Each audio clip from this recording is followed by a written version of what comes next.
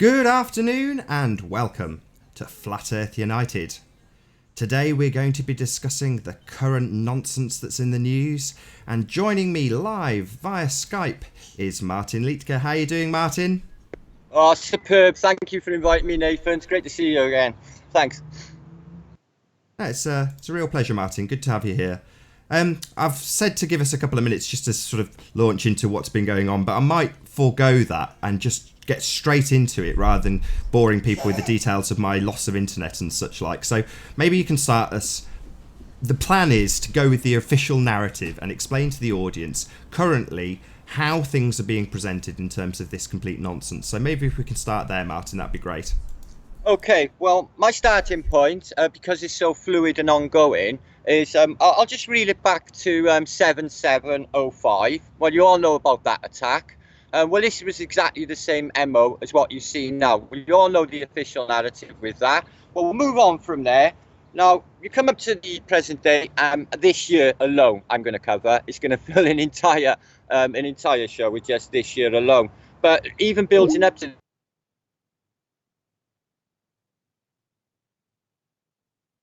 Looks like we've lost Martin. Let's just give him a quick ring back. Hopefully a minor technical issue, we shall see.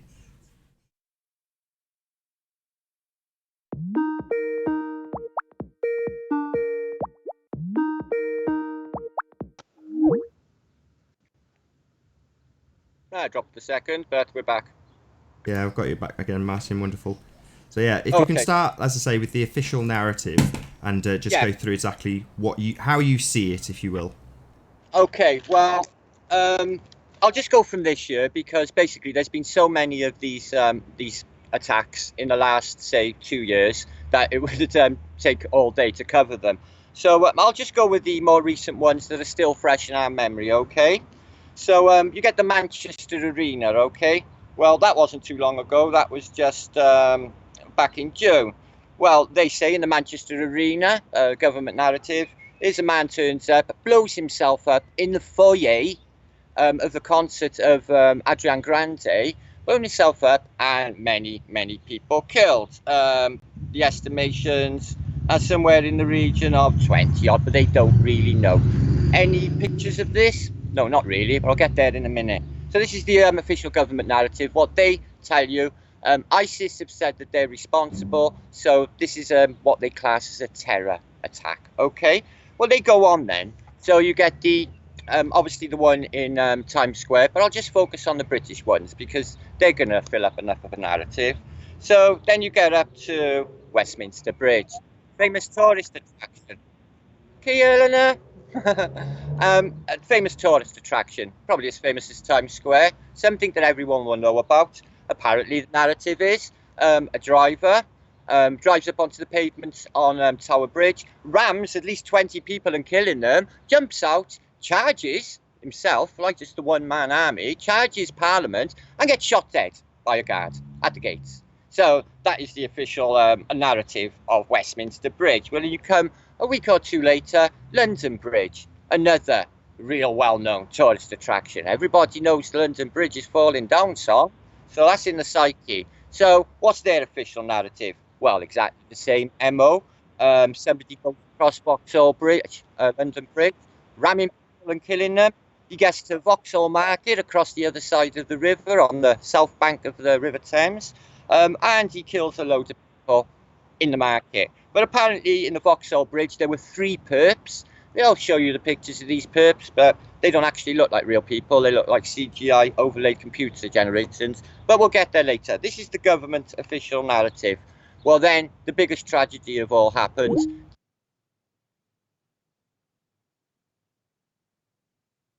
I may have to forego sharing screens with Martin, so he may not get to see me, but I'll just give him a quick call back. Hopefully I'll stop tying up his bandwidth by sharing my screen, and that'll keep him with us rather than losing him continually.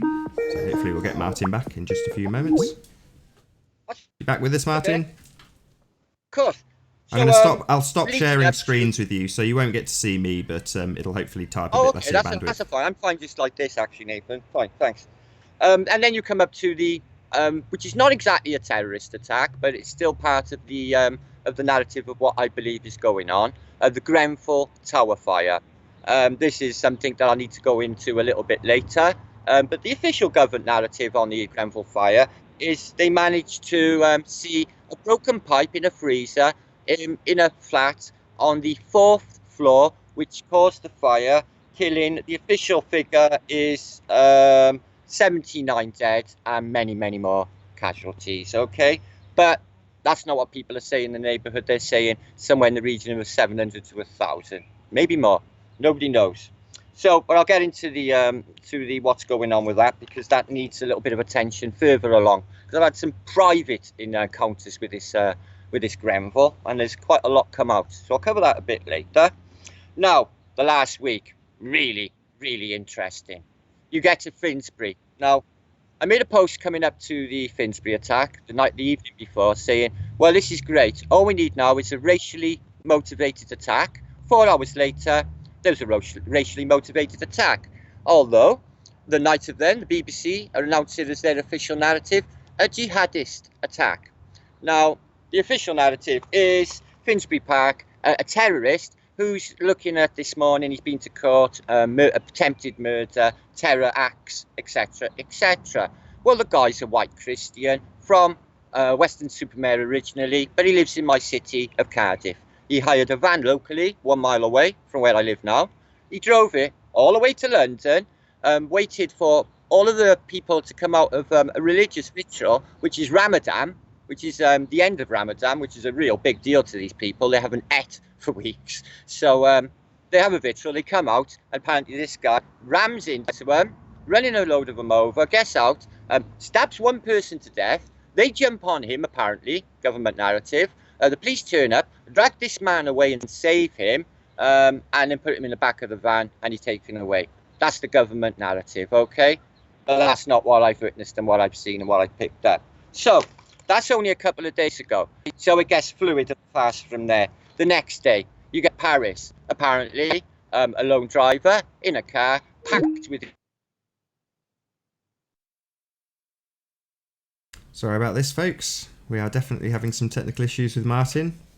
Not going to call conspiracy just yet, but we'll just try and get him repeatedly back. If this continually happens, we'll perhaps give up.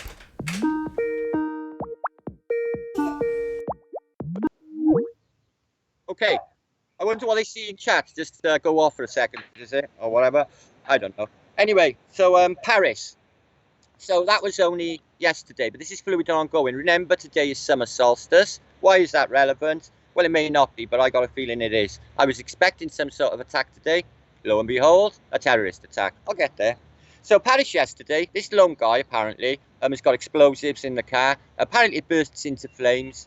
Apparently the police drag him out of the car, shoot him dead, put a smoke bomb in the car, but it doesn't fit the film that goes with the narrative yet again. So that was yesterday. And then, day before yesterday, excuse me, and then yesterday, a bomb goes off in Brussels station. Exactly the same as exactly 1 year ago on the 22nd of June, 2016. A bomb went off in Brussels Central Station again today, yesterday, okay? Now, I've got footage of this. All you see is apparently a man shouted, Allah Akbar, and blew himself up. The problem is, the film you see, this guy's just standing there alone, on fire, with no perps, no people, no victims. So what, did he just blow himself up and blow nobody up? Well, that's real poor suicide bomber. But anyway, that's the official narrative is that's what happened. He's blown himself up, no casualties except him. So, central Brussels, the army are there. They've shut the centre of Brussels down. Centre of London's cut down. The centre of Brussels is closed down. The centre of Paris is closed down. Where next? Right. Today, another attack. Believe it or not, this is the pièce de résistance for me, guys. You're going to love this. Apparently, an attacker in a mosque in Regent's Park Mosque in London again, goes and attacks people with, wait for it, a shoehorn. You hear me right, guys? A shoehorn. A lethal weapon when used in the right way, apparently. But that was his chosen, of all the weapons in the world. Is this, sorry to interrupt, Martin, is this the guy that was not handcuffed, standing on top of police? No, this is fresh and new and just happened, Nathan. This is breaking right now. This just happened in Regent's Park this morning. for our solstice attack. They tasered him and knocked him out on the floor. I made a little tiny video about it, because I'm trying to get on top of it. This has happened this morning. I'll get back to the Finsbury attack. This guy, he's a Christian, okay? He's a white guy, apparently quite a complex person. He's a computer guy, a computer whiz kid, an analyst type of person. So he's qualified and educated. So he lives in my city. His Oh, crikey. This isn't much fun, is it? We'll get Martin back once more.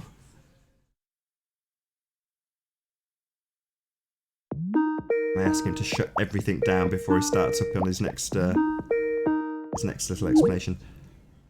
Excuse me, people Hi, in Martin. chat. Can you shut absolutely everything down except Skype? So you've got I've got no nothing chat on, and... just my watch page. Yeah, just get rid of everything, so no watch page. All right. Hey, Jonathan.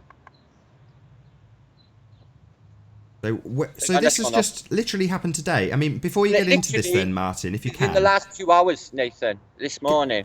Because just so the timeline's kept consistent, can you go through the guy who was jumping up on, you know who I'm talking about? Yeah.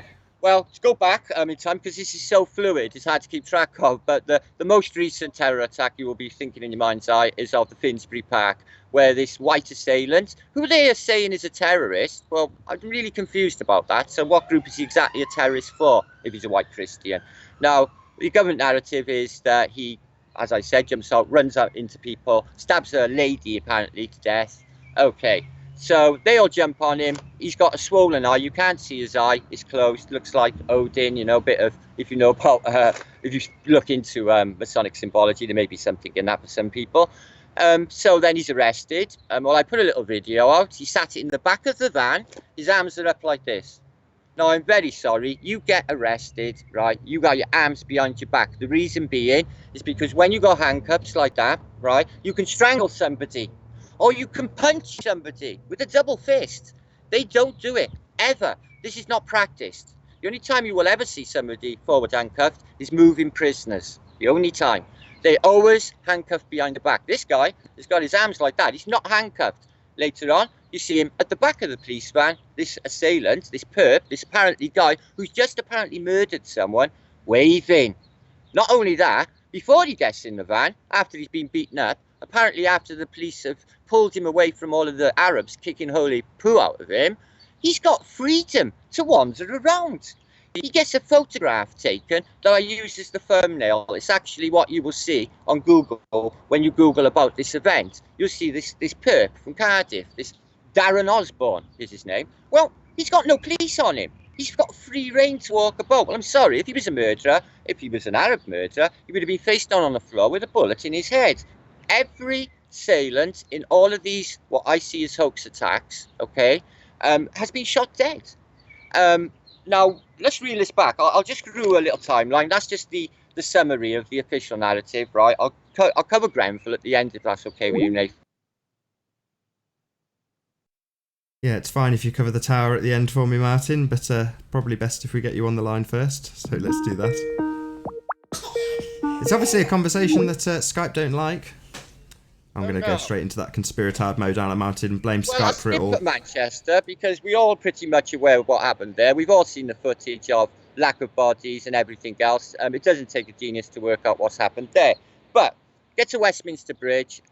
This is just an unbelievable psyop. The police and the ambulance services, the special ones for the City of London, I don't know if you're aware, but they have their own police force, which is not the Metropolitan Police. It's the police for the City of London, which is its own principality and its own small country within itself, the same as Washington, D.C. or the Vatican or Wall Street. They're city-states.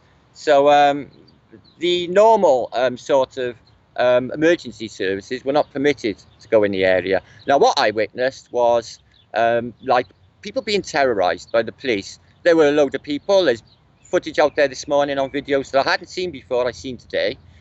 People in a restaurant. Police come in unarmed, not really looking like police. The only thing you can identify them as being police officers is they have police written on their high visibility jackets. Well, high visibility jackets are anywhere. You can get them anywhere. So no guns, really suspect.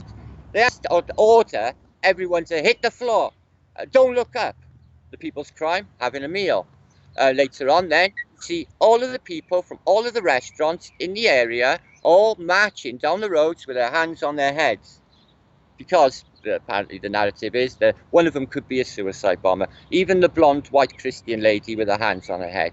It's ridiculous. So the way I see it is the government are terrorizing the people. Why are they? Well, to me, it's part of the bring chaos in order to bring in order.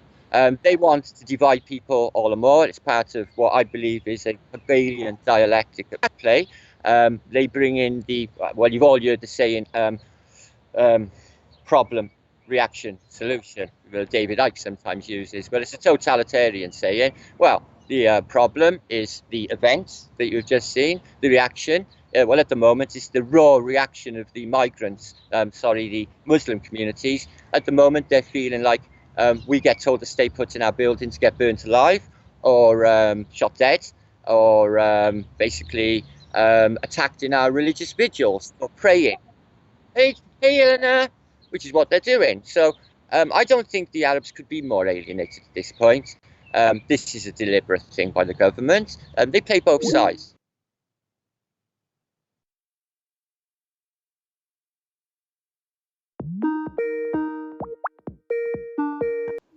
I knew we were going to drop them because I froze for a second. That's all right, Martin. I'm on the ball now, so even though there is these technical difficulties, I'm getting you reconnected within a few seconds. So we'll just not even mention it from this point on. Excellent. So, okay, so I'm up to Westminster Bridge, right? And then you get the attack on Vauxhall. Exactly the same MO again. The perps, apparently 3 of them, apparently they've gone through the process of being shot by armed police that were on the scene. Unfortunately, you don't see the same armed response on the white Christian attacking in Finsbury Park or the attack of this morning. But we'll get to that. Now, so exactly the same MO again. Why would they play this dialectic? Well, as I said, they want to drive people against one another. Are they pushing for some sort of civil war? Well, God, I hope not, but it does feel like that. What I witnessed at the Finsbury Park, I watched following the London Bridge, which was still raw, and then the Grenfell fire, which was really raw, and then this event happens in Finsbury Park, and the attention on the news and in people's psyche is off of Grenfell because everybody's asking questions. Predominantly, the videos on the internet are asking questions, not going with the government narrative. So this is not going to be able to be swept under the carpet, this Grenfell. This is out of the bag. I'll touch upon that, as I said, in a minute. Now, as I said, Finsbury Park, that stinks. The guy has got free reins. You look into him, he seems to be maybe a bit of an acting background. He never was in court the next day. He was in court this morning. That's still ongoing. That's still fluid. Okay? And you think after Finsbury Park, well, it can't get much worse, can it? This guy's actually contacted you. This is PK, correct? No, I'll get to that. This is the Grenfell fire. I'll get to that in a minute, Nathan, because there's quite a bit of a story attached to that. So then you get to yesterday, Paris attack. Some guy, they smoke bomb him. Apparently his car's burst into flames, but it doesn't show on the film at all. And they shoot him dead. So it's exactly the same MO. This anomalous army of people running people down in vans and cars. Okay, ISIS apparently supported a fundamentalist terrorist, apparently. And then, as I said yesterday again, Brussels, exactly the same exactly the same 1 month to the day later of last summer solstice on the 22nd of June last year, exactly the same place, exactly the same happening, only a small explosion, they're saying. So you get to this morning, as I said, and there's been another attack, somebody with a huge...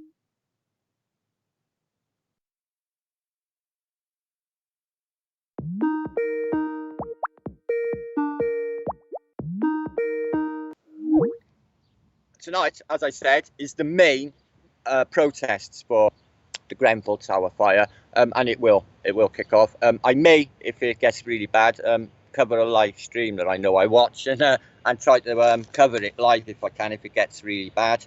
Right, Grenfell Tower fire. Now, we're aware that they're presuming that they're in that terrible inferno, that they could find a broken pipe on one freezer on the 4th floor within hours of the event. Okay.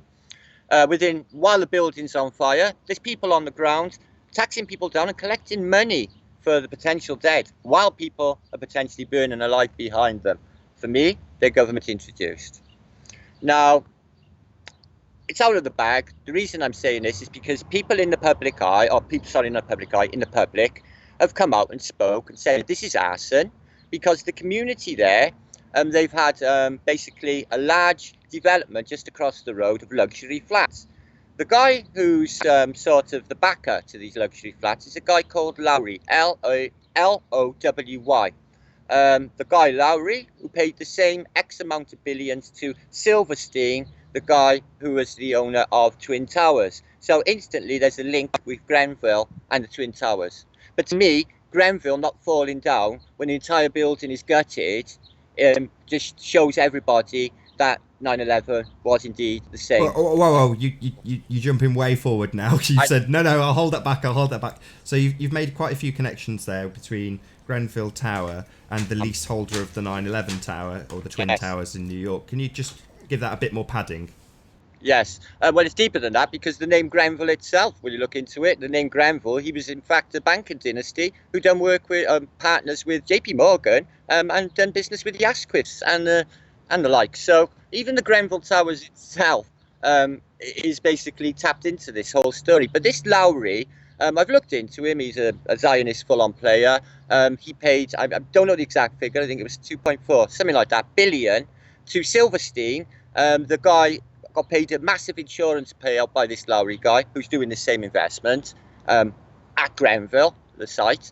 And he's the guy, the whole idea is that Silverstein, the owner of the Twin Towers, basically it was a psyop operation to collapse them. The government could benefit in so many ways to push a war through and win the hearts and minds of the American public, because nobody wants a war. But after 9/11 and the thought of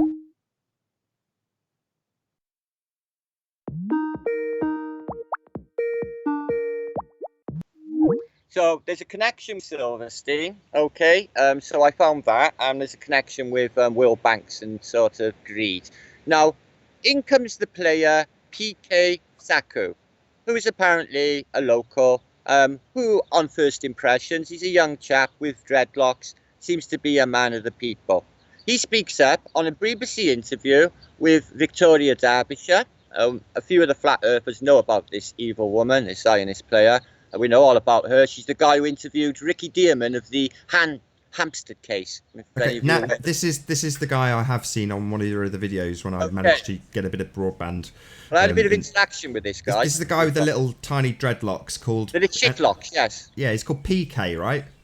PK. Funny that, when we've got a truther, a famous truther called PK Truth, who gets his channel folded back a month ago.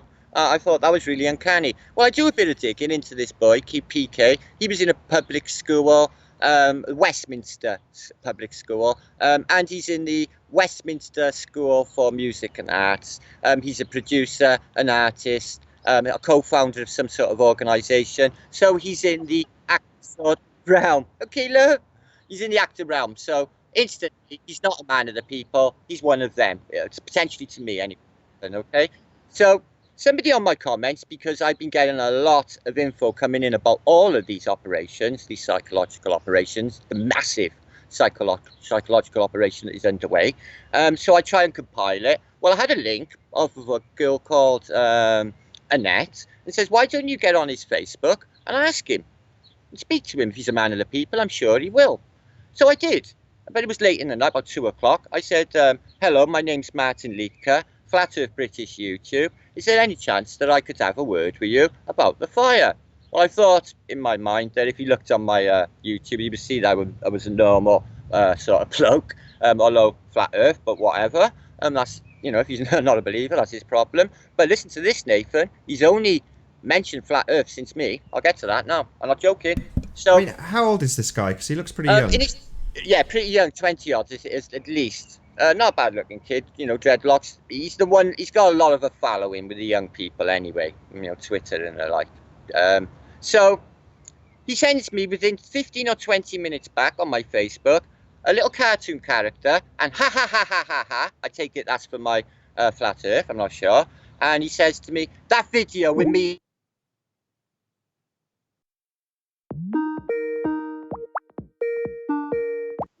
order, like take it down like an order. Well, I got my hair off with that. You know, who do you think you're talking to? Maybe repeat that, Martin. So you got in touch with him on Facebook, and then yes. he gets back in touch with you and basically says, "Take the video of me down." Yes. Now, this is about 3 o'clock in the morning. I should have screen grabbed it and screencast it and got it out there and then. But by the time I woke up at 9 or 10 in the morning, he's deleted it, which was crap. So he's obviously known what I'm going to do by looking at my channel. Show everyone. Now, I get a link last night again. He's put like words out on his Facebook saying about flat Earth and how dumb it is, because he's been on my site looking at flat Earth, right? How dumb it is, and he's going to have people policing all of these conspiracy sites, and anybody who has any reference to him in it, watch out. So a threat, basically, to anyone who's talking about him. This is a man of the people. The thing that stinks the most about this is with this scientist player, Victoria Dancer, who is intensely evil, by the way. Really don't like her. And he uses the F word, right, Nathan, on BBC television in front of the whole plane. You know, how many people? 20 million? More. And he walks off screen and they let it ride. Within 20 minutes, he's changed clothes, he's back on camera, they're giving him a second shot. He drops an F-bomb on BBC and they give him a second shot with an acting background. And what narrative is he swinging? Well, he's saying this is a deliberate fire for the property developers across the way, to try and paint that narrative, saying these people, the sprinkler systems never worked. Some of the fire escapes were blocked. The lifts were cronky. The entire building had a £10.5 refurbishment a year ago. What do? They replace it with panels that are upright. So if the fire did happen, they would go upright and it would incinerate the entire building. It's insane. If they did put panels on in this day and age, they would put them on sideways as a fire break. They're thinking, was it premeditated? Maybe. Predictive programming. Well, on ITV telly back in the 1990s, there was a television program called London's Burning. Do you remember that? London's Burning. It was about firemen. Well, it was a TV program, really popular in the 1980s, 1990s. Well, there's 2 episodes on there entitled Grenfell. And what are they about? They're about a Grenfell Tower block on fire. Now, there's 60,000.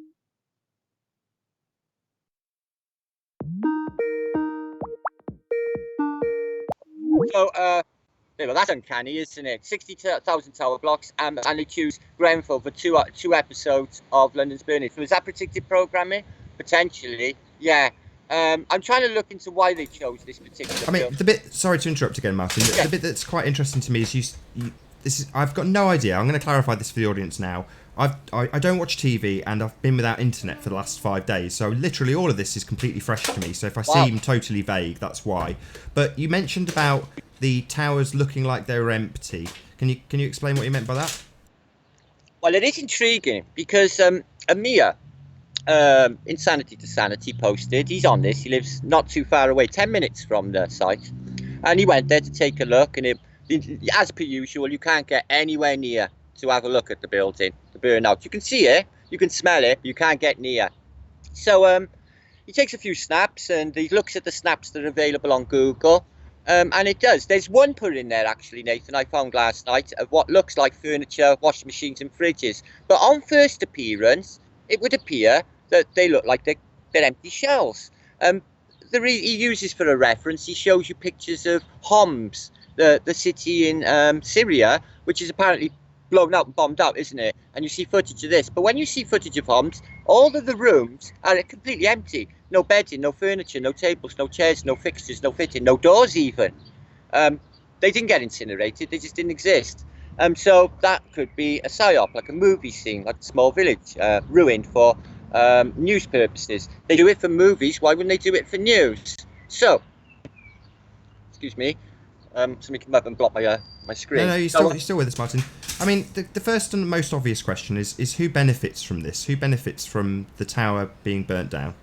Well, what I believe, with the tower burning down, okay, now it had many aspects for benefit for the government. There's Brexit is on the horizon. The vote for Brexit this week. The day before, there was a Bilderberger meet. The day before. It's crazy, I know. But who benefited? Well, the government benefited massively. That very morning, the Prime Minister, Mr. May, or Theresa May, she gets the worst approval rating in political history. I think the last was Harold Macmillan or something, really far back. So her political career is in shatters. The fear is Corbyn, who is the Labour leader, getting into power, because it's a hung parliament, and it could tip the balance.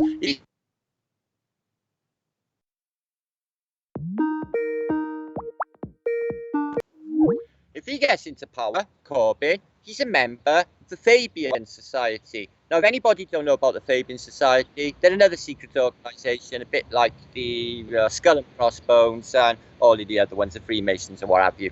The Fabians are very interlinked with the operations of the Tavistock Institute. Okay, they're interlaced. So, as is with all of this paradigm, the paradigm now for the consciousness of humanity, not just in Europe, not just in America, but plain wide, is there's people from another religion, non-Christian, that are attacking us on religious fundamentalist beliefs. They're extreme. They will do anything. They're unstoppable. They will blow themselves up, and they will blow you up when you're out in public. So anybody who's out in public will have this element of fear. So that's part of the narrative. They want fear, the public, because they thrive on negative vibration. But for me, I believe these people or these entities, this 1%, whoever they are, can't really pinpoint, can we? I think they're clandestine. But they seem to thrive on negative energy. Everybody on a worried, lower vibrational state. They want that. So they get that. So there's a political motivation. She done really well, Theresa May, out of that. There's a money motivation. Corporates building this luxury apartment block, which the people from Grenfell can't go near, by the way. You keep away. They don't want people in these luxury flats looking out of their window and seeing Hindustan outside their window. This building was 90% occupied by migrants from Somalia, Mali, Africa, okay, and places like that, India. Now, because they were all migrants, they have a habit of cramming a lot of people in flats. There was 127 flats, apartments, and they were all mostly one bedrooms. But they say they found 50 in one room alone. Bodies charred, crawled in the corner. Is it true? Well, I don't know. There's no photos coming out, but the evidence is so sketchy. You have evidence of this newscaster, for the BBC mind, who lives directly across the road, who swears that he sees a baby chucked out of the 14th window whilst the fire is going, and a fireman runs forward and catches said baby. Yeah? Later on that day, we see an interview with a Muslim woman. Her version of events is a kind gentleman ran up and caught the baby. Well, to my mind, you would mention it being a fireman run up, not a kind gentleman. So inconsistencies. This newsreader who had been there all night, and he'd been like saving people and in the fire. This.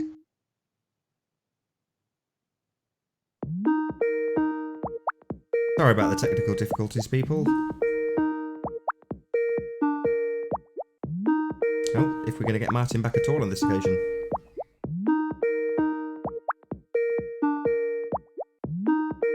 Suppose the only question I've got for Martin when we finally do get him back is, I don't know London well enough to know exactly where the tower is. I mean, is it in a posh part of London? Would it spoil someone's view?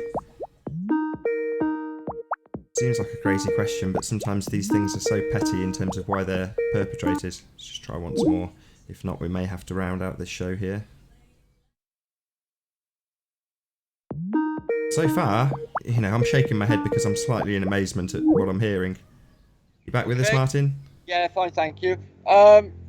So this is obviously ongoing, but the amount of these psychological operations, which they undoubtedly are, because any one of them can be picked apart for inconsistencies, lack of photographic evidence, you never see the bodies, the perps are always shot. It's always the same narrative. Now, where they're going is a good question, I think. What is their end game? Well, for me, it's Hegelism, the plan for a one-world government. The Jesuits have this plan as well, that they want to... Sorry, Martin, I've asked something slightly more benign just while you were off air, which is to say, I don't know London well enough to know where this tower is. Is it spoiling someone's view? Is it going to get rebuilt? Yeah, it's spoiling someone's view, all right. There's a directly across the road is a luxury flat development of apartments. As I said, part of the backer for this development is this Lowry guy that that gave Silverstein this payout of billions. He's a big player Right. in all this. I see. I didn't quite catch that. Now Yeah, I'm if you following do a you. bit of research and back digging into this Lowry, he's a big time player. It's all part of this. All the corporates, all the big business are all playing together. They're in cahoots with governments because governments are not really the final people in charge. They're just basically gangsters. You call them political parties. To me, they're just businesses and corporate businesses. They back one another up. The police, who used to be, the idea was to protect and serve and look after the people. Well, unfortunately now they're leased out and subletted like mercenaries to landlords to make people homeless, as you know, with the eviction of Poncho Pete, things like that. They're subbed out to these events. Now, to me, they antagonise the crowd as well. I believe that they know what's going on. You can tell soon as these events happen, exactly the same narrative from CNN to Hong Kong, to Marty to Malaysia. Every news narrative across the plane is fed the same one, but there's apparently 6 separate news media outlets, okay? But yet they all run in the same, and the newspapers all run in exactly the same. It's the narrative of hate. So they let the millions or a million people, migrants in the country, no problem, because of the EU legislations, which we're trying to get out of, which is part of the ongoing thing of Brexit, which is on the table today, believe it or not. Today, big day for Britain, solstice. Also the Queen's speech. The Queen's speech, why is that important? Well, she's laying down the future. And she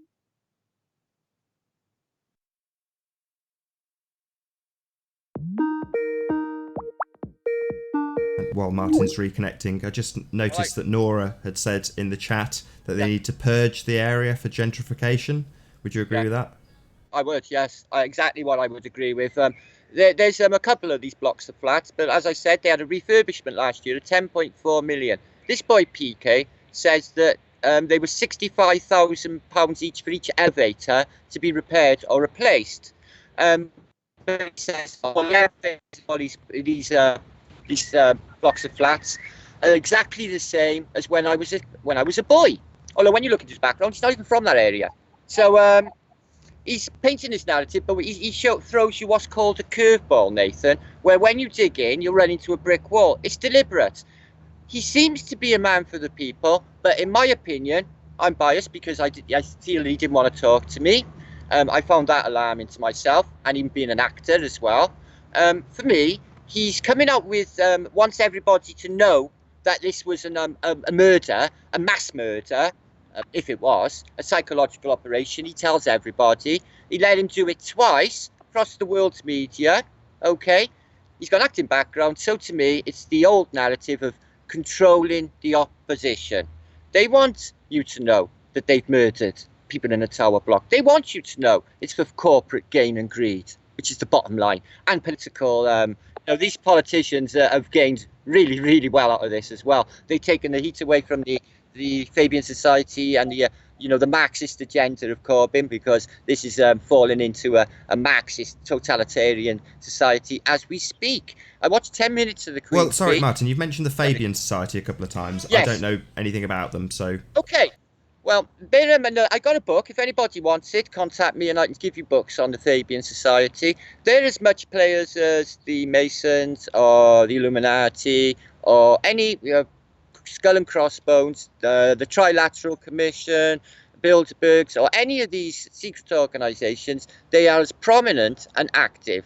I could go into the backstory. They've been around since about the 20s.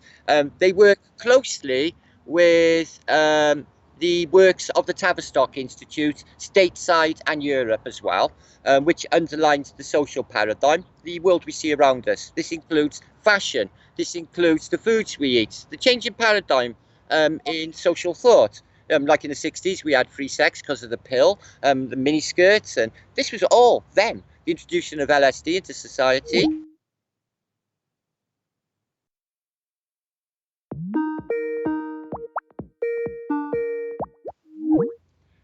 So, what what I'm suggesting is this narrative of the Fabians. Now, they got a symbology as well. You will see a white lamb and a white dog.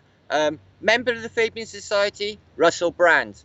Ties in again. Russell Brand, he had the episode The Trues. Now, 1 year ago, Russell Brand had a march to Parliament with a load of women and civilians from the very same estate as Grenfell. The argument, they were getting ousted out of their, it's called Westbrook, the Westbrook block of flats. Same area, okay? So they were getting ousted out of their building. He decides to support them. They get petitions in box.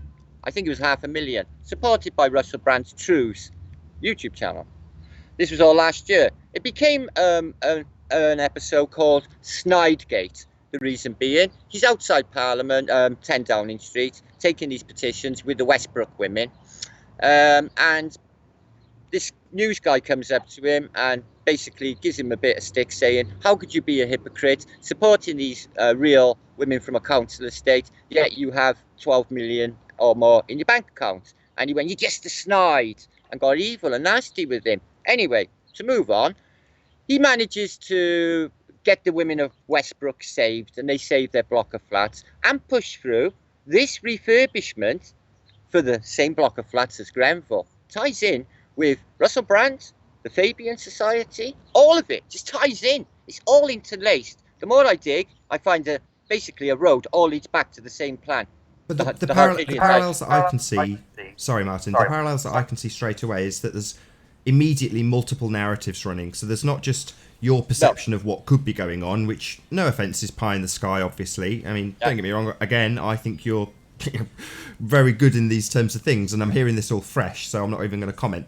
But there's also the news narrative, let's call it that, what the news say is happening in terms of the progression of these events, which are very close together. It's amazing, really. And then there's a third narrative from this Peaky, or whatever his name is, that's sort of what's the one, Builders Against 9/11 or whatever it was. You know, it's kind of putting out a false narrative to say that there is something awry, and he's saying that there was no refurbishment work done, or that it looked the same as when he was a kid. I mean, that to me is kind of, why would you give this guy so much airtime if he's pushing an anti-narrative? Oh, there we go. Wait a couple of seconds just so we don't lose him.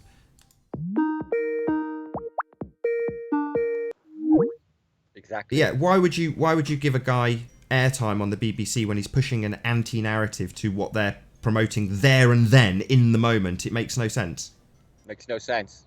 And his actor's background, well, it does make sense to me, because as I said, they like to control the opposition. They want this out, that they have caused mass murder. Even if there was an empty building and no one's died, there's no way of really knowing, because the whole area is basically blocked off for an investigation. Now I've got to stop you again. You've just said they want this anti-narrative out. Yes. Now that's clear, because they're putting the kid on TV and they're giving him second chances when he dropped an F-bomb.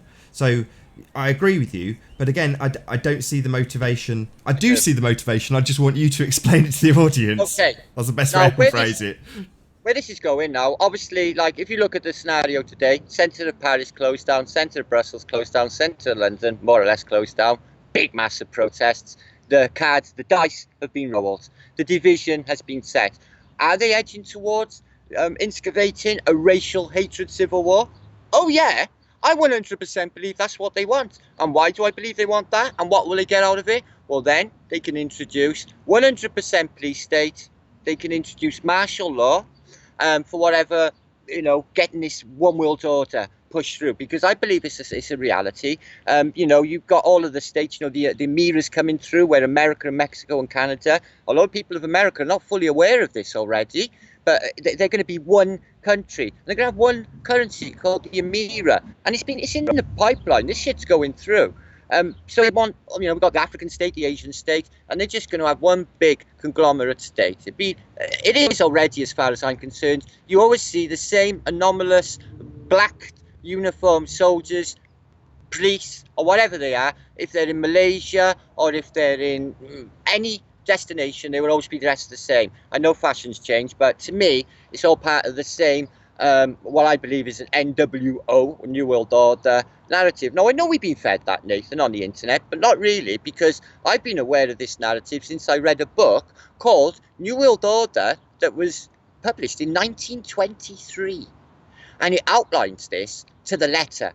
And I mean exactly to the letter. They use social engineering through places like Chichester House, the Tavistock Institute, places like this, which basically there's no aspect of society they don't touch.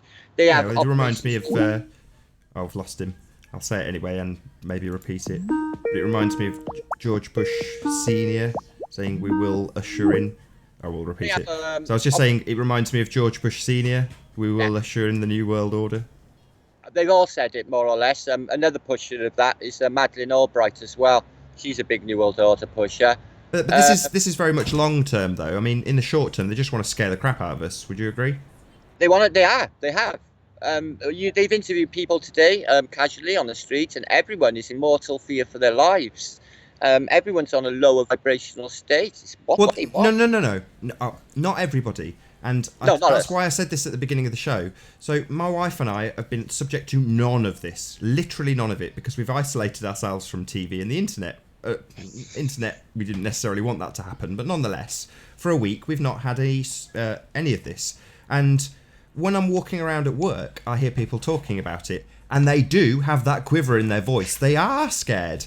Me and my wife, I asked you this on the phone yesterday when we were discussing having this show, and I asked my wife there and then, are you scared by any of this, hearing what Martin's telling you? And she was like, no.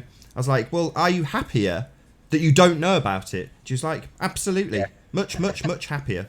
It is. It's just brainwashing. It's a narrative set up by the television. None of it, as far as I'm concerned, is true. When you read it out, like I have, 3 pages of this, it reads like a movie script. Listen to this, Nathan, for a reality. You think this is a reality?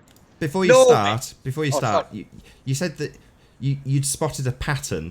Do you want to get into that afterwards or before? Yeah, I'll touch upon that right now in a minute, right? Okay. But you look at this, right? Like Anders Breivik, apparently a Freemason, apparently has the technology to blow up an entire parliamentary skyscraper in the centre of Oslo, gets a short prison sentence, a slap on the wrist. He goes to an island full of potential politicians, not necessarily Arab, but it was a racially motivated mass murder, Anders Breivik. When did that take place? 22nd of the 7th 11th, 22. The Woolwich attacks, however you remember that, 22nd again. The last Brussels attack, 1 year ago, yesterday, or 1 year ago tomorrow, the 22nd again. The Munich attacks, the 22nd. London attacks, the last ones, 22nd. Manchester attacks, the 22nd. I can just go on. You can equate this to 233, anything that happens around that date. Exactly. You get an event. I knew an event would happen today. This is summer solstice. They will use that. They will use that date for whatever they're up to. To me, Nathan, I see this building burning in my psyche. This is how I work.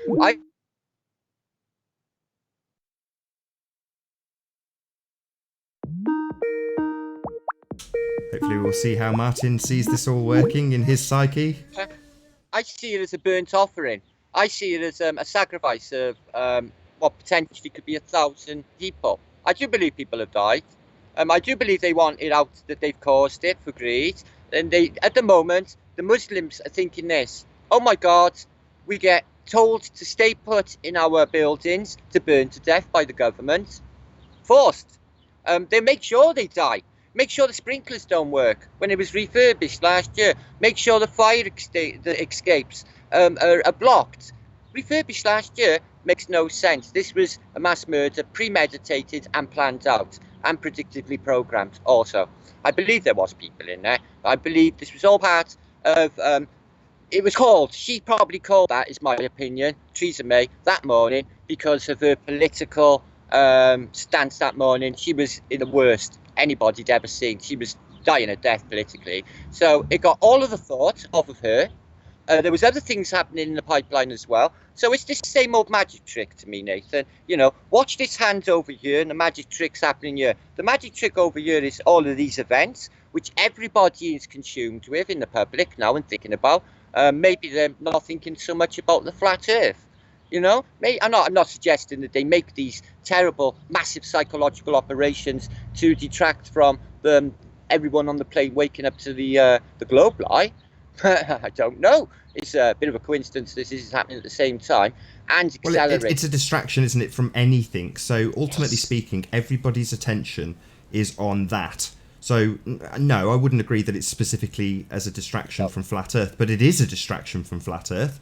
We're in the chat. There's somebody saying there's flat Earth in the title. It's like, well, actually that's the show name, but there we go.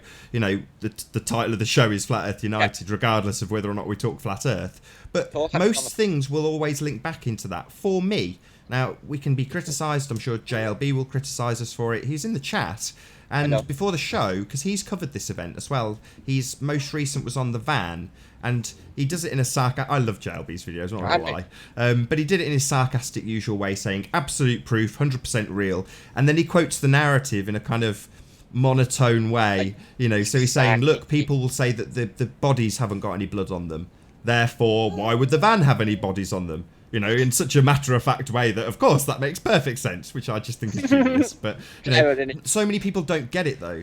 You know, he's doing the same thing they are, you know, putting it out in a sort of twisted, weird rearrangement of their narrative. And that always will work for me. It's humorous. It's an absolute joke to point out their narrative and say, well, here's a van with absolutely no damage on it. And I'm going to do this reference again. I get pulled up every time I do it, which is to refer to best score. And just say, if you want to see what happens to a van when it runs people over, go to best score and just type in van runs someone over and see how much damage it causes. People are big. You know, what 60, 70 kilo man will do to a thin piece of metal. Believe me, it doesn't leave no damage. It certainly draws blood, you know, when you hit the pavement after being hit by a van. But that was pretty much the only footage I actually watched was JLB's coverage, again, through my limited 3G access to the internet over the last few days. But yeah, I just looked at that and thought, yes, it's the same old story. It's exactly the same narrative that we've seen time and time again. And it is literally getting to the point where commentators like JLB have just descended into sarcasm over it. It's gone into the point of ridiculousness. I don't know what John's thinking about the latest assailant, tasered, armed with a shoehorn. What was he going to do? Force their shoes off? You know, a shoehorn. I mean, that shoehorn thing I think is a nod. It's Duper's delight. So in all of these events, it's the one thing I've noticed in every single one. People lose their shoes. You know, it's crazy. They'll have jeans that have been cut up with scissors, tourniquets on wounds that aren't there, and no shoes. So this guy turning up with a shoehorn it's just an insult to me. It's just Duper's delight. It is. But you're right about this shoe thing. I made a little video last night. I was going through some pictures and they showed you the Brussels attack of 1 year ago. Two women actually, sat on a chair. And she's got one shoe off, one shoe on. Same old scenario, a little bit of blood on her face. The other woman has got, the only blood on her is on the hand she's holding a cell phone with. And she's got a cream jumper on with not a spot of blood on it. It's just everything screams wrong with these events. But I know how it works because there's crisis management is an operation. I was going to say in terms of the jumper, it could actually be more along the lines of they're just employing random people. They're crisis actors. So to explain every detail, like don't wear a white t-shirt, you know, things like that, they're not going to be able to explain everything down to the nth detail with a crisis actor. It's just not possible.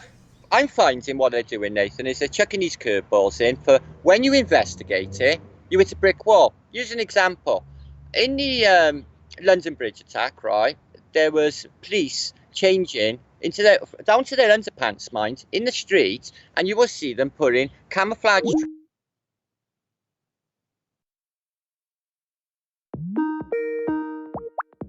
I don't know if this is something that has happened in other events as well, where they've had captured footage of people capturing footage of police changing into like camo gear and casual wear on the street in full view of camera phones. I mean, I don't really understand. Again, it boggles my mind why they would do that.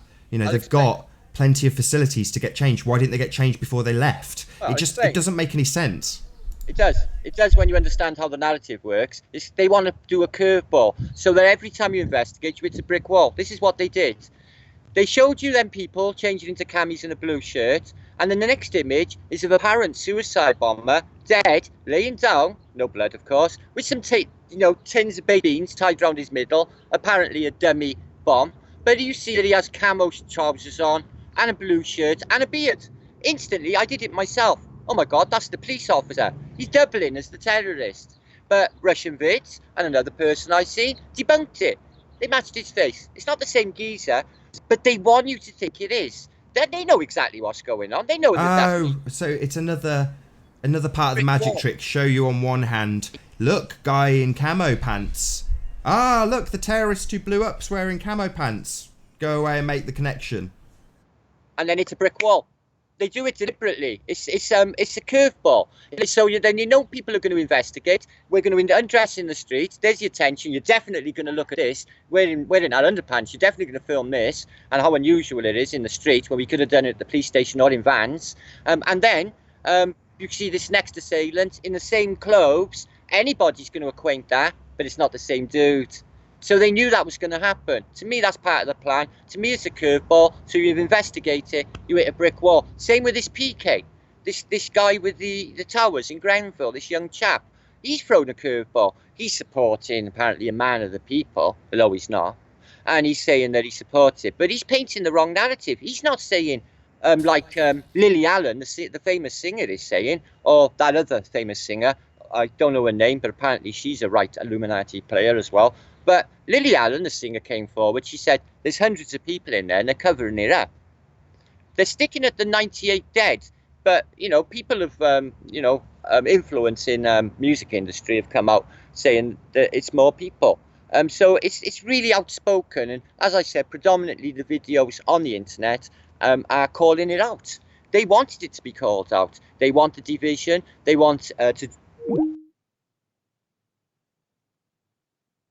When we get Martin back, I'm going to get him to summarise, now that he's done the full official narrative and little bits and pieces of what he thinks is going on. Martin, can you, while we're coming up on about an hour now, you've gone through the full official narrative and you've given your take here and there about what you think's going on, obviously about this Peaky guy and various other things, so have I with the JLB videos. Can you tell us what you think the pattern is? Because... how can I say this? You said on the phone yesterday that you've got certain things that you think may happen going forward based on a pattern that you see. It's terrible to just ask you to speculate in such an overt way, but... I have been looking into patterns, but I looked for a geographical pattern. What I've done is I got a map of London out. I marked down Finsbury Park Mosque. I marked down London Bridge. And I marked down Westminster Bridge. They made a perfect triangle. Okay, it's triangulated. So I thought, well, maybe I could predict the next event. Maybe if it was in the shape, maybe a pentagram or something like that, knowing them on their types of their religious, weird religion. So I need to get back to that map now after this show and add Regent's Park Mosque on there this morning. Maybe I could predict where the next events are going to happen. But being as this in Brussels and Paris, maybe I should... do it on a bigger map. But I am looking for a pattern. There's a pattern with numerology for sure. All of these, this is 20 seconds, these events. When you look on Google, there's actually a list of like 50 of terror events on 50 seconds. But they're all like anomalous, like in Mali or Bali or places that never get publicised or you never hear of really. But there's a number code in it, like, the Manchester Arena. I know we're like flat earthers and we believe like the stuff, maybe some of us believe the stuff of Russian vids, 33 and orange bands and the rest of it. But the fact still remains that the arena's postal code is 33. The dates seem to coincide as well. So there is a pattern. I have now to predict what comes next. No doubt about it. How would I be able to call these things the day before? I called this all week and saying, and leading up to the election, how they, muddied the water, keeping people in, because so they were so scared to go out and vote that nobody voted. So she could, whiz the election, but it didn't work out. Well, is that what you think it is then? They're trying to keep voting numbers down. Partly, she called a really unusual general election usually.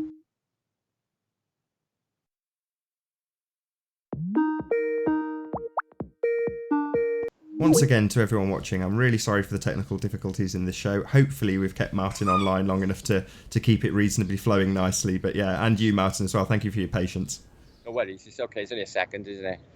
But where was I exactly then? Oh, I got quite lost then. I've lost track now because I've given that little explanation. We were rounding things up in terms of where you think things are going, possible predictions for the future. Yeah. They're going to carry on with this. This is ongoing.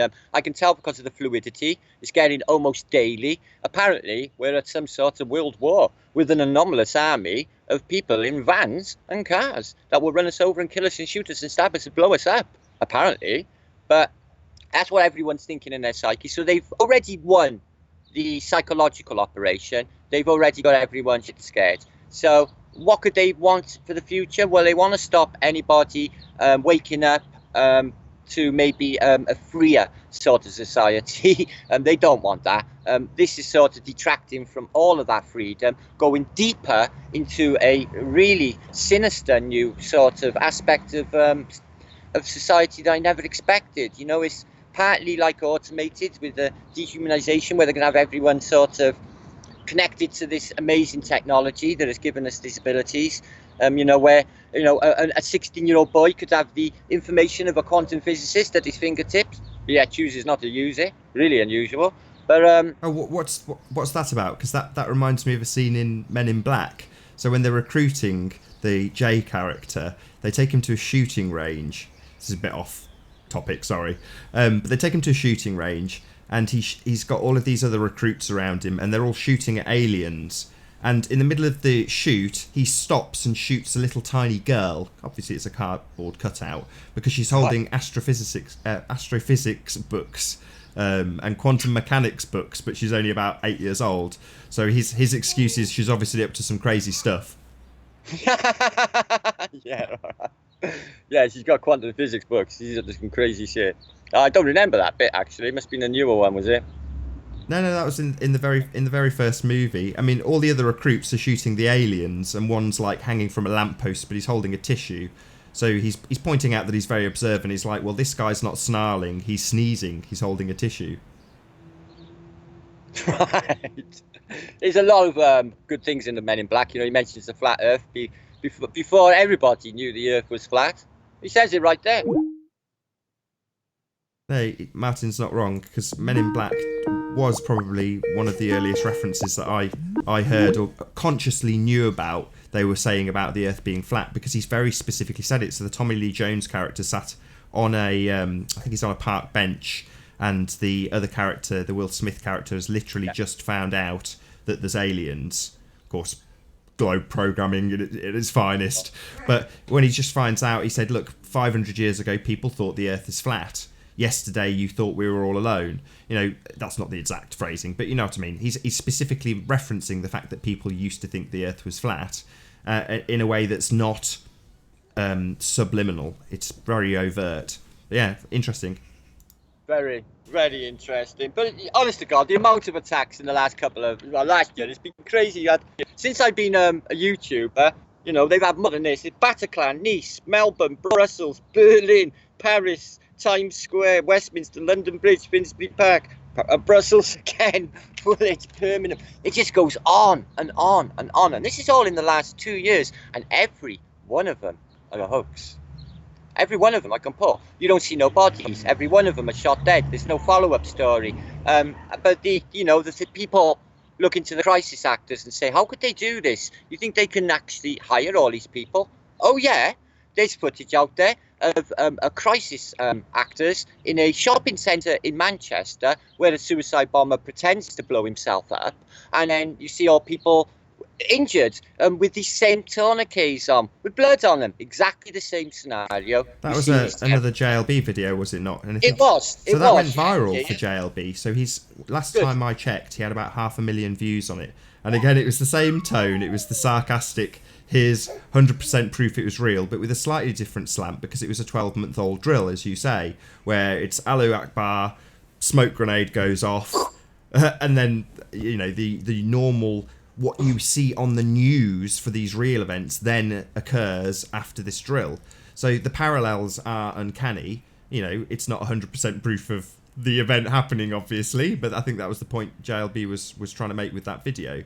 But it is, you're right, there's a consistent pattern, and it's terrible to think that, I don't want to ever be considered an auto-hoaxer when you say that these events aren't real, but on the other hand, going back a few months when it was the Paris attack, again, JLB, he's got 3 mentions now, I hope he's grateful, he did a live cast of what the news was presenting, and he always does it in that manner where he says, look, I'm not necessarily saying this is real or this is this is fake. I'm saying assess it for yourself. Here's the news footage, this is what it looks like, this is what the people are being presented, you decide for yourself whether or not it's real or fake, I think is the title of his show. And in that particular attack, when they had a van drive through about 70 people or something ludicrous, again, very little damage to the van, and the people that they showed were like sandbags. They weren't bodies, they were dummies. There was no other way to describe it. Are you there? Yeah, there you are. Yeah, I know, I've seen it. No, John O'Bonn's done some cracking work. He cranked up an event, I think it was to cover maybe the London Bridge one, and I went into the chat to watch it. It's exactly the same sort of card. He's thinking along the same lines, but with this element of sarcasm is very clever. But just if he hears me, just aside, John, that video of that big van was hired 1 mile away from me. What are the chances on the size of this plane that van should be hired 1 mile away from me, and that fella is from Pentwyn 3 miles away from me? Why would they hire it there? Maybe they just live there, but to go to that much effort, to drive that sort of distance. Why indeed? All he had to do was drive about 3 miles into Riverside, near Cardiff city centre, or down to Cardiff Bay. We have massive mosques with thousands pouring out of them.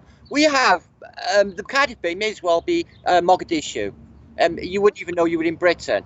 So why the hell didn't he just jump in hire this van and go down to Cardiff Bay and attack the mosques down there? Why did he drive all the way to crappy Finsbury Park? I'm only saying it's no offence to the people there, but I know the area really well, and I know that the people are really cool, down to earth, similar to the people where I live. And that PK doesn't fit the MO. He's trying to be street. I'm one of the people, but he ain't. He's acting. Well, didn't you say he'd been to boarding school and he's fully toffed up, is he not? He's fully toffed up, but Westminster boarding school. That's like Ivy League, mate. That's like a really, really privileged background. And now he's in the Westminster School of Music and Arts as a producer, as a co-founder of some sort of organisation, as an artist. He's in the realm of acting and stuff. So for him to be there, put on that place, allowed all of that precious airtime on the biggest news media outlet in the world, going right across the plane. And the same goes for the F-bomb. I have no doubt there will be a number of complaints that will be lodged and blah, blah, blah. But again, isn't that kind of the point? If you've got somebody's attention by offending them in some severe way, and dropping an F-bomb on a live broadcast will certainly do that for some people, certainly on British television.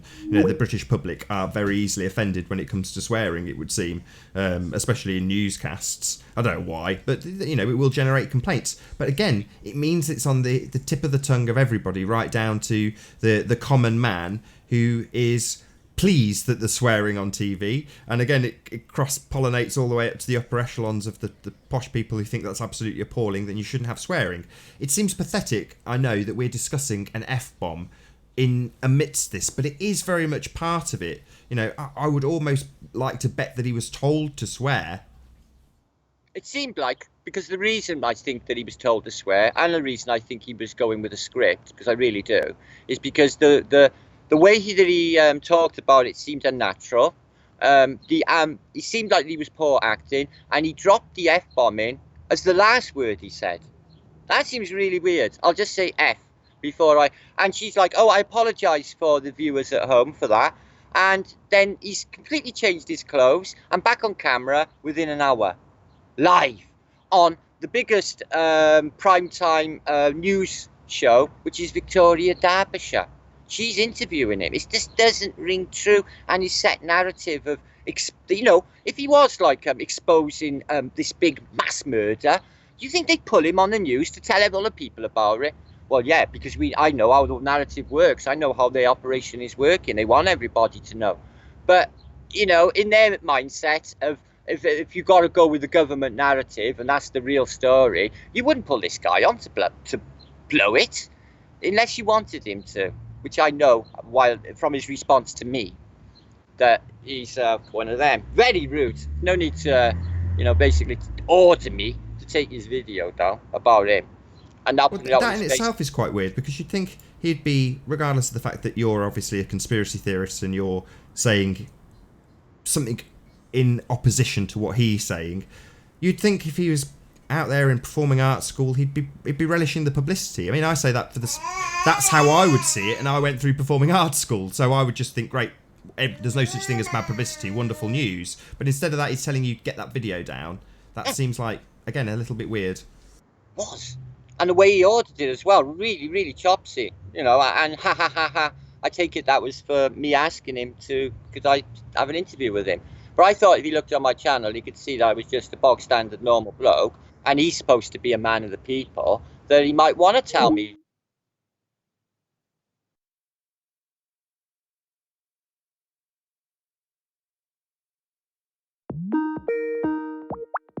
What we might do is have a little bit of a chat about Flat Earth, just so we don't get any criticism. And I will say it once more, Flat Earth United is the show title, so whether or not we talk about Flat Earth, we will, and we have linked this to Flat Earth to a certain degree. About this But I don't know, maybe now we're going over things again. Maybe we can talk a little bit about Flat Earth. And before the show started, you asked me, can we talk about this gossip or that gossip? And I was like, well, yeah, I don't mind what we talk about. We've got all day.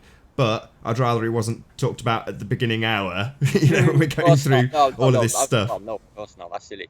Yeah, there is stuff happening. I don't know if people out there in YouTube here have seen the latest revelation about said internet super troll, Timothy Osmond. Rory McPhee's posted a picture of him this morning, and obviously IPS, who posted this morning about him, and it's also on Tim's channel as well.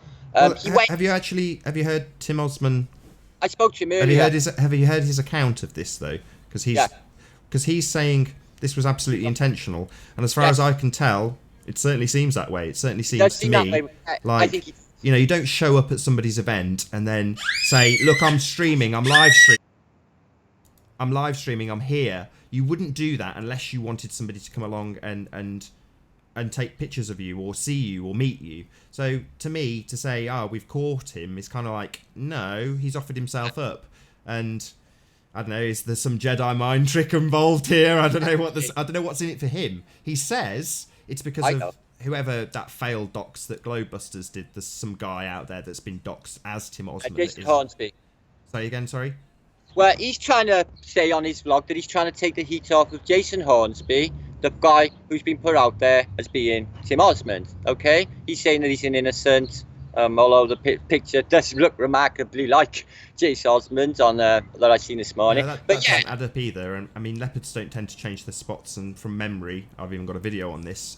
Jeff Stewart did the same thing. Followed a breadcrumb trail. Kyle Jones, that was it. And was he all out defending the Kyle Jones guy in the same way? Well, of course not. So again, this stinks in terms of why, but the fact remains he seems to have done this intentionally. For anyone who's watching this that's like, I haven't got a clue what you're talking about, might as well give a bit of clarity. There is two Tim Osmonds in Flat Earth. One is the alias of Infinite Plane Society, Tim Osman, and the other is Tim Osman, or Osman, who is a notorious troll. However, and I'm going to say this having trolled him myself personally for a very long time also, seems to have had a bit of a change of heart, I'm not going to lie. And I will also back him up when he says that absolutely everything seems to get blamed on him. Well, you can't really moan about that when you do a lot of trolling, and he did do a lot of trolling. That said, he seems to be a lot more approachable now. Doesn't change what he's done in the past for me. I don't know, everyone else wants to forgive him, more power to them. For me, doesn't change the fact that he's gone out and doxed people. Patricia Steer being one of them in her own chat room. So, pot calling the kettle black in some respects when he moans about these things happening to him.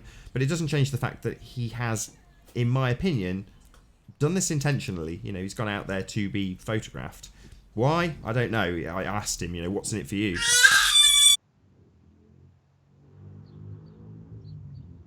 No, I had a word with him earlier. He said he'd done it intentionally. I had a feeling when I seen him that he would, because it's Tim, and he's just not that daft. He's going to know that if he was streaming there, that they would pick up that he was streaming there. It wouldn't. I love, and it wouldn't take a genius to work out where he was. One question that my mind asks myself is: can you stream using an iPhone with under 10,000 subs? That's a good question. Last time I looked into this, it seemed that YouTube were rolling out a beta test, but Well, he could. sorry, but there is other methods that you can use to stream, and I think one of the guys at the Space Center was telling us about it. Don't you remember? Yeah. He was explaining that you can go in via some gaming site and use that to stream via YouTube. So there are certainly workarounds, and I've certainly seen people who haven't got 10,000 subs. But I think YouTube themselves, either now or in the future, offered the facility to just go straight into your menu and just on the phone, just go straight to live streaming. And that, from what I read most recently, was only available to people as a trial period over 10,000 subs and will eventually get rolled out to everybody. That's as I understood it. Do that. That'd be great if you could do that. You know, I could do a live stream out, from somewhere cool. That would be really cool. But yeah, he knew they were going to come over. But I felt that they were a little bit rude to him. I know it's Tim and he's a dick, but the way they sort of taxed him down with a bit of not aggression as such, but definitely friction. I don't know whether you watched the video when they turned up with cameras and he sat there. And Tim's quite, he's not agitated, he's not nervous. You can hear that in his voice. Oh, I don't know. I just. Sorry about this. Screaming kids and technical issues. So I certainly detected a bit of fear in his voice, but that was possibly because, as Martin says, he was being mobbed. So, yeah. Got you back, Martin. Brilliant.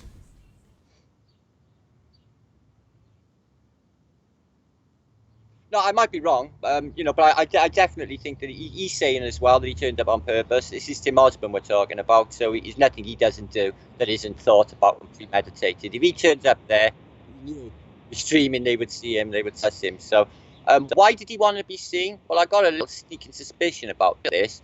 Tim's big news. He's mentioned by everybody, Globebusters, IPS, ourselves, all of the arena, the conspiracy arena, he's mentioned as this famous super troll. Now, he loves the attention, Tim. He does. He's the same as everybody else. He loves it. So what I feel he's doing is, because he's in the thick of it all with IPS and all of the shit that's going down, he loves it. He thrives on it like the rest of them.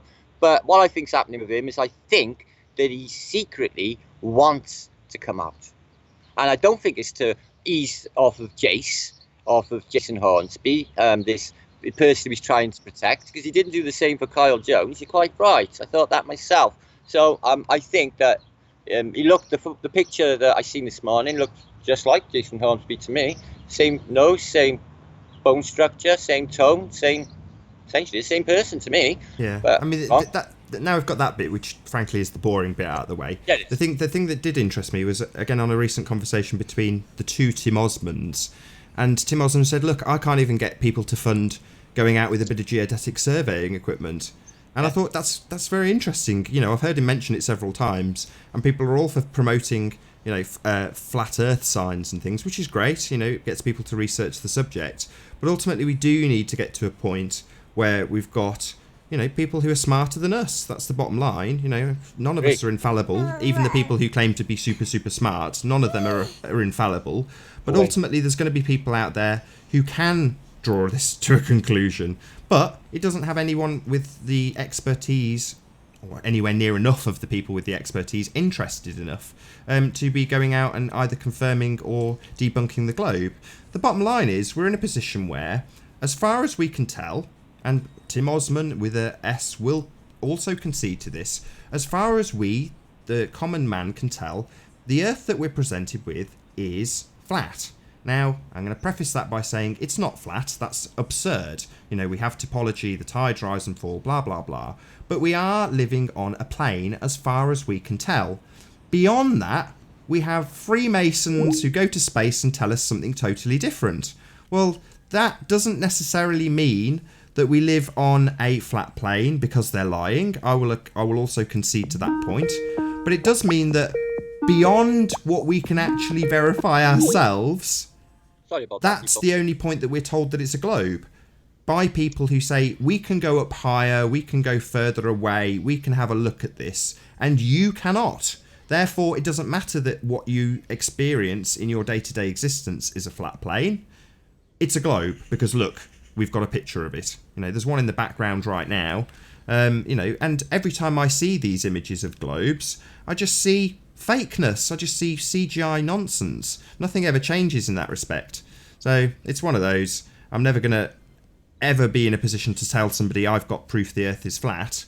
But by the same token, what we are presented with by NASA is nonsense and CGI that goes beyond what we can actually see ourselves. And what we see ourselves is a flat plane. That's all we ever will see. I know you've been sort of cut off the information this week, but are you aware of this guy, Mad Mike? Are you aware of this? Yeah, Mad Mike was on the scene before I lost my internet connection, so I did watch the show where IPS interviewed Mad Mike. It was very interesting. Very. You know what he's proposing, do you? Yeah, well, initially he's going to go up to, 120,000 feet, I think he said, in this rocket that's going to be sponsored by the Flat Earthers. Let's just see if I can get both of us on screen. There we go. So yeah, he's going to have... Yes, Mad Mike, he's going to go up really high. Yeah, so Mad Mike's going to go up to the Kármán line in about 6 months' time. Wow. So, but, you know, I don't know if he'll get there. You know, am I right in saying the first rocket's steam-powered? Yeah, that's what he said. I know, I'm really intrigued. I want to know more details. Apparently, Patricia's going to interview him, and she spoke to him on the phone, so that's really groovy. I know Kylie Sunshine posted some information on it. Apparently, he's going to go up in a rocket and parachute. I don't know how this works with re-entry and things, but apparently he needs a spacesuit built by next year. He wants $100,000 for. Apparently his research flat Earth is to go on the side of said rocket. It's going to be groovy. I got to see this. This guy's supposed to be a flat earther and really sort of passionate flat earther as well, which is really groovy. Yeah, I mean, I heard mentioned, I think it was IPS that mentioned this, that he'd spent something like £120,000 on his suit to go up in this rocket. You know, you think, wow. You know, because at first I was like, $7,000, that's quite a lot for a sign. But then you think, well, it's not for a sign, it's sponsorship. Are you pleased that Martin's gone? Is that why you're clapping? That's not very nice. Has to actually work. So yeah, I mean, going up that high would, for me, be like a life's ambition. I don't know about you, Martin, but back when the Lynx Apollo program was on, I was fully signed up. I'd love to go up. Wouldn't you love to do what Mad Mike's doing? I'd love to do that. 100%. I frightened life. He's got the courage, but all of these things that he's done in the past that have never made mainstream. I mean, he's got this homemade launch pad, which is in like a sort of built dugout hollow or a crater, and it's like sort of looks like a roller coaster. It's his own launch pad, his own rocket, his own stuff. Steve, how's he gonna get enough force to take him up that far with steam? I'm so intrigued. I can't wait to see this go down if it does. And yeah, this, I mean, I don't know. Again, IPS has got the illusion that this is going to draw a conclusion to it. I mean, what do you think? Well, if he gets up and he takes a shot, I suspect that it's like maybe Pickard said, flat with a little bit of lipped on the edges, which would be because you see the whole circle of the plane around you. I think that's how you and I would interpret it. Yeah, I mean, it's not going to be anything like the Orlando Ferguson, though. Let's be honest. No. I mean, that's a really an exaggeration of what you're saying, right? Yeah, much more so. But there was a video posted just before you went live by Rob Skiba, a very high dog cam shot, which I haven't watched it yet, but it's looking pretty damn good. I'm not sure of the height. I know we've got an 185,000, haven't we?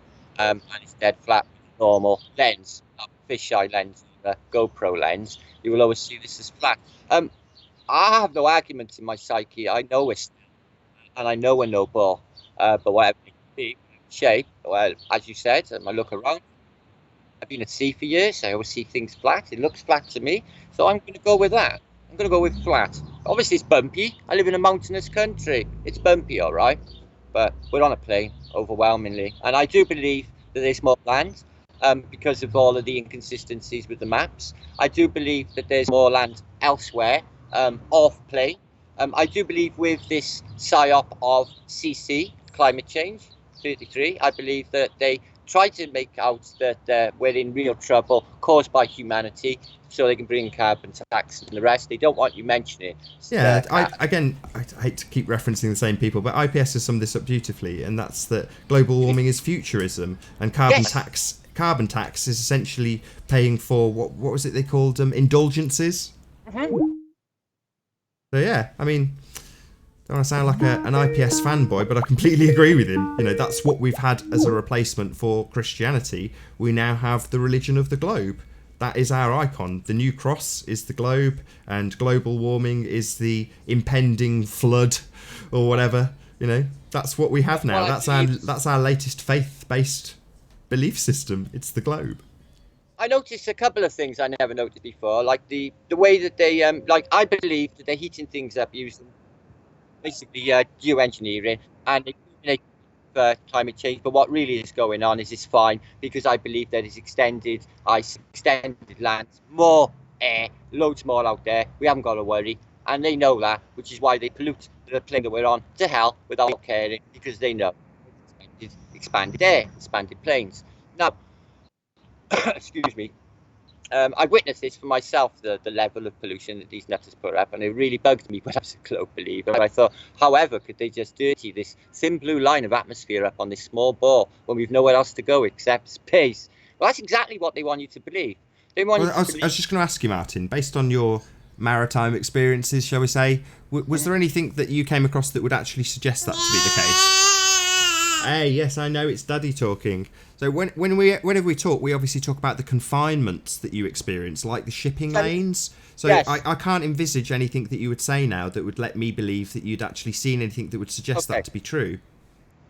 One thing I found, right, is if you forget about their maps, but just think in your mind's eye of a normal azimuth, most of the world's population is above the so-said equator, which is really peculiarly placed on their standard maps. It's very far north. It's not halfway. But all the population mainly is in the central part of our island continents of this pond, right? To me. And then, you've got like pockets of population in the southern hemisphere, as in Cape Town and Durban, South America, a few in South America, and a few in Australia. But overwhelmingly, these are unpopulated areas, as in the Amazon and, the expanses of Australia, and as they tell you, Antarctica. So they've managed to keep the population in the centre part. And the shipping is also, and the flights, everything is sort of centred in the centre part, so they can keep everything away from the outside. God forbid they want anybody going down as far as the 60th latitude line, where all of the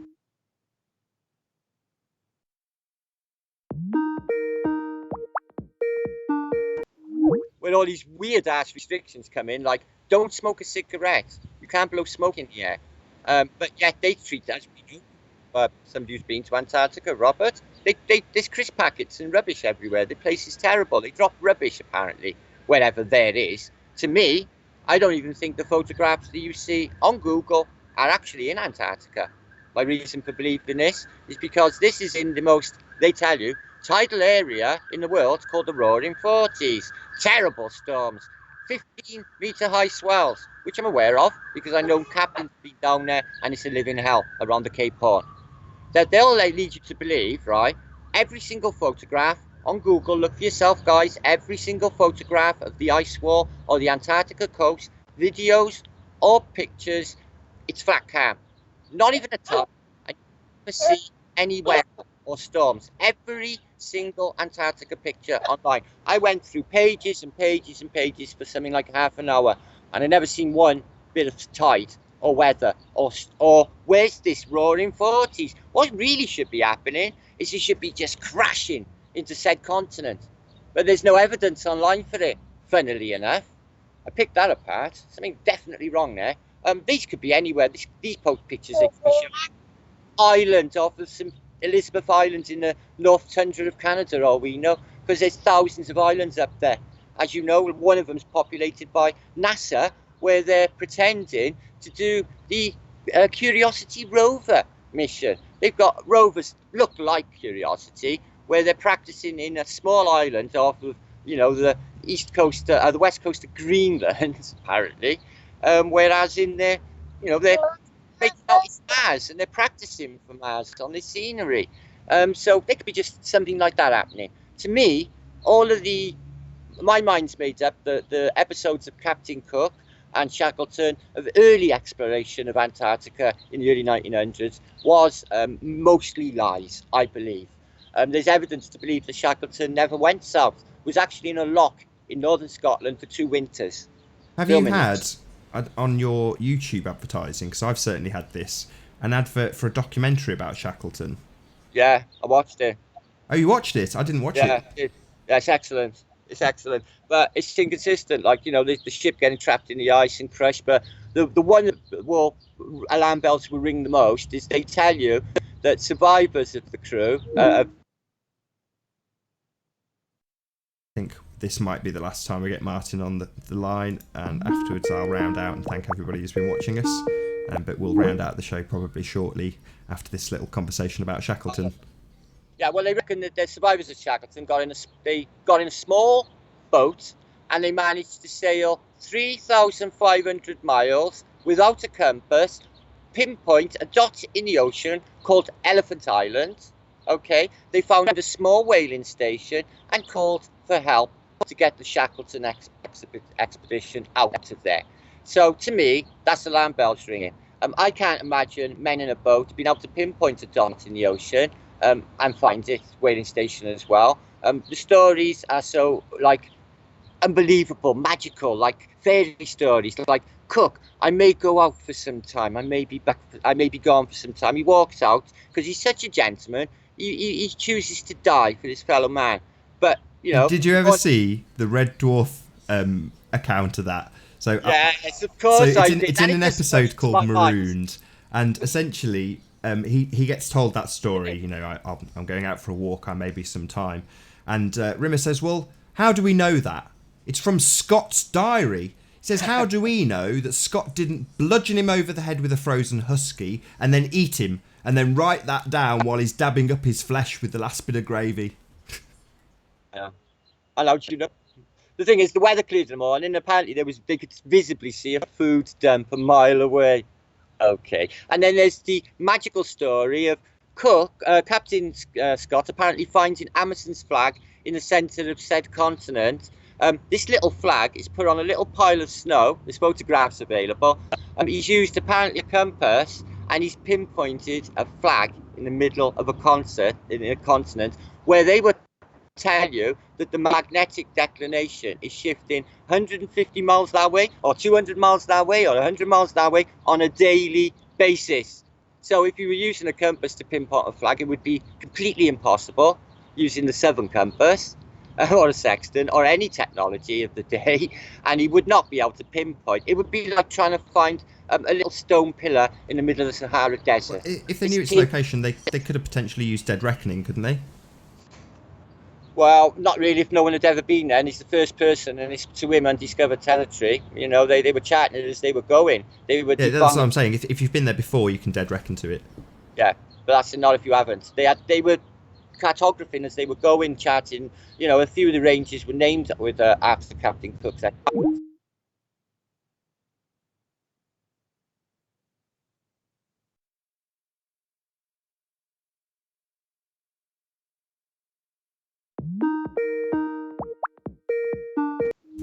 Actually, if I go into Antarctica expeditions, I could be there for the next 2 hours. Yeah, I think what we might do, Martin, because we've had so many drops of this phone call, we've got a good conversation, and we've definitely managed to cover all of the stuff that's happening in the UK and Europe and worldwide. So it's been a pretty diverse chat, I would have said. Come here, you. Plus, I've got to get this chicken to bed, so I'm gonna round out the show if it's good by you, Martin. So I'll say thank you to you first. Thanks for the opportunity, Nathan. It's been real groovy. No, as always, Martin, it's been an absolute pleasure having you here. So thank you very, very much for being here. It's been a real pleasure. I'll see you in a couple of weeks at the meet, Leamington Spa, Saturday, 22nd of July, guys. Oh, no, People no, look- Martin, there is something we do need to go through. So there's going to be a Flat Earth conference, isn't there? I only found Yes, out about indeed. this yesterday. Yes, indeed. But yeah, there's a Flat Earth conference in 2018. I mean, I've already Yeah. inquired how I can get a ticket. I'd love to go.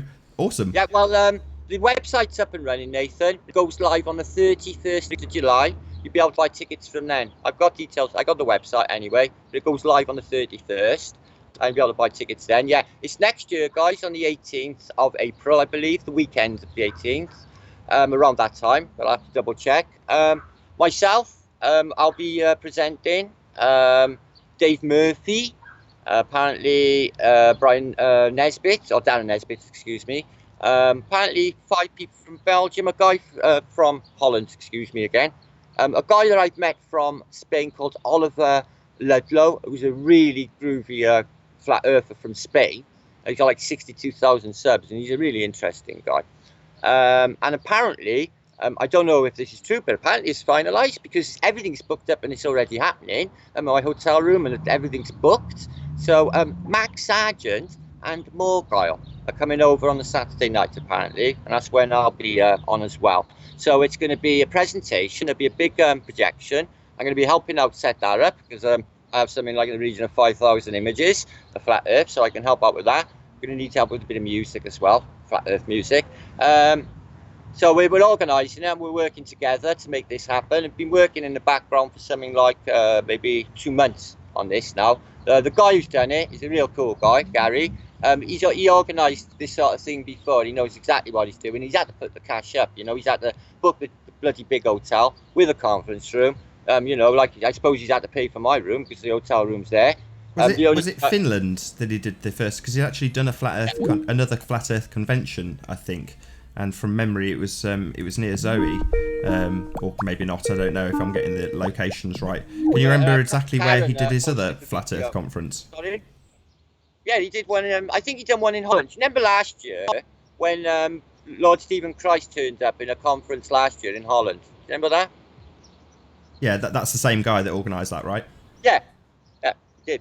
So you know, he knows what he's doing. And he's I like the guy. I think he's a really above board sort of decent guy. I'm pleased that they approached me, but we've been working with this group.